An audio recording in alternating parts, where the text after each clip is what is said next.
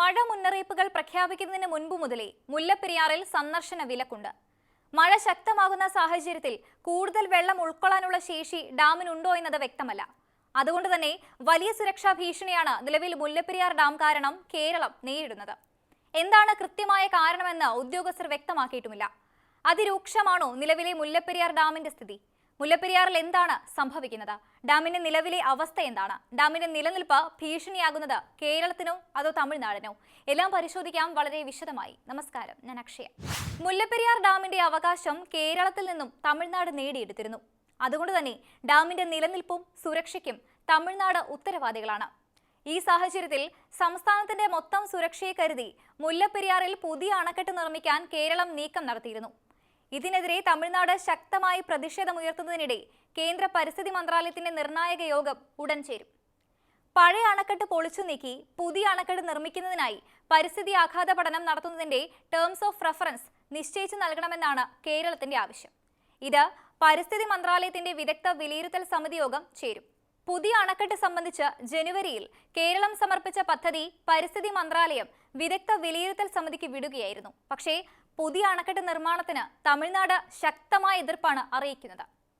പുതിയ അണക്കെട്ടുമായി ബന്ധപ്പെട്ട് പഠനം നടത്താൻ കേരളത്തെ അനുവദിക്കരുതെന്ന് ചൂണ്ടിക്കാട്ടി മുഖ്യമന്ത്രി MK സ്റ്റാലിൻ കേന്ദ്ര പരിസ്ഥിതി മന്ത്രി ഭൂപേന്ദർ യാദവിനെ സമീപിച്ചിട്ടുണ്ട്. ഈ സാഹചര്യത്തിലാണ് വിദഗ്ധ വിലയിരുത്തൽ സമിതി യോഗം ചേരുന്നത്. നൂറ്റാണ്ടിലേറെ പഴക്കമുള്ള നിലവിലെ അണക്കെട്ടിന്റെ അപകടാവസ്ഥയും അതിശക്തമായ മഴയും അണക്കെട്ടിന്റെ താഴ്ഭാഗത്ത് താമസിക്കുന്ന ആയിരക്കണക്കിന് ആളുകളുടെ സുരക്ഷയുമാണ് കേരളം പ്രധാനമായും യോഗത്തിൽ ചൂണ്ടിക്കാട്ടുക. സംരക്ഷിത മേഖലയായി വിജ്ഞാപനം ചെയ്തിട്ടുള്ള പെരിയാർ ടൈഗർ റിസർവ് സോണിലാണ് പുതിയ അണക്കെട്ട് നിർമ്മിക്കാൻ ഉദ്ദേശിക്കുന്നത്. ഇടുക്കി ജില്ലയിൽ പീരുമേട് താലൂക്കിൽ കുമളി പഞ്ചായത്തിലാണ് മുല്ലപ്പെരിയാർ അണക്കെട്ട്. ഇവിടെ നിന്നും 366 മീറ്റർ താഴെയാണ് പുതിയ ഡാമിനായി കേരളം സ്ഥലം കണ്ടെത്തിയിരിക്കുന്നത്. ഈ സാഹചര്യത്തിൽ കാറ്റഗറി A പ്രകാരം മുൻകൂട്ടി പരിസ്ഥിതി അനുമതി ആവശ്യമാണ്. പുതിയ അണക്കെട്ടിന് പരിസ്ഥിതി അനുമതി ലഭിക്കാൻ പരിസ്ഥിതി ആഘാത പഠനം അനിവാര്യമാണെന്നും കേരളം ചൂണ്ടിക്കാട്ടുന്നു. പുതിയ അണക്കെട്ടിനായി പരിസ്ഥിതി ആഘാത പഠനം നടത്താൻ നാഷണൽ ബോർഡ് ഓഫ് വൈൽഡ് ലൈഫിന്റെ സ്റ്റാൻഡിംഗ് കമ്മിറ്റി 2014 ഡിസംബർ 3 തന്നെ കേരളത്തിന് അനുമതി നൽകിയിട്ടുണ്ട്.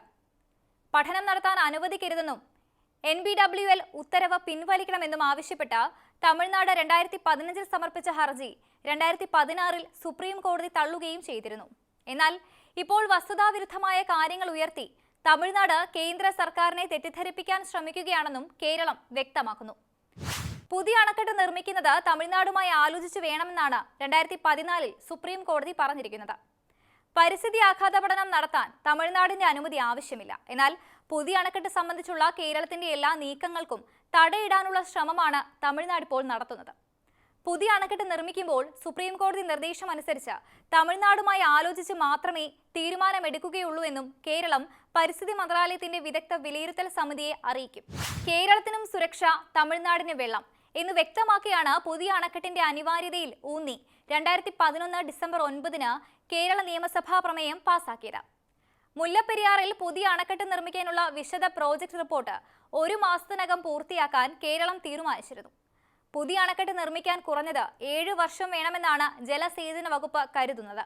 എന്നാൽ അടിയന്തരമായി ഡാം നിർമ്മിക്കണമെന്ന് ആവശ്യപ്പെട്ടാൽ 5 വർഷത്തിനകം നിർമ്മാണം പൂർത്തിയാക്കാനാകുമെന്നാണ് വിലയിരുത്തൽ.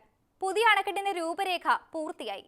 പരിസ്ഥിതി ആഘാത പഠനം, വനം വന്യജീവി വകുപ്പിന്റെ അനുമതി എന്നിവയാണ് ഇനി വേണ്ടത്.